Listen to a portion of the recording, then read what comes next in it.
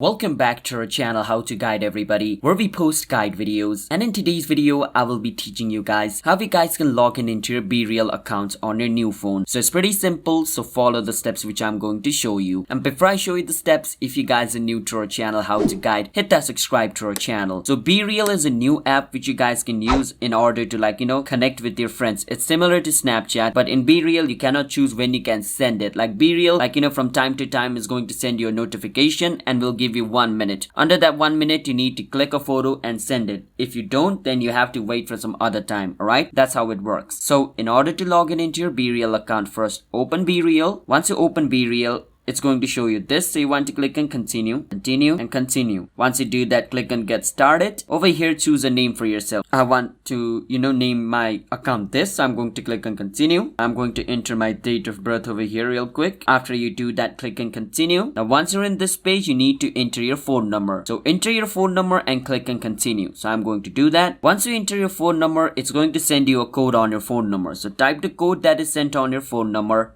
And once you type your code, basically it's going to take you to the next step, and on the next step you should be logged in into your BeReal account. It's that simple. So if you guys found our video helpful, then hit that subscribe to our channel with notification on. I will see you guys on my next video.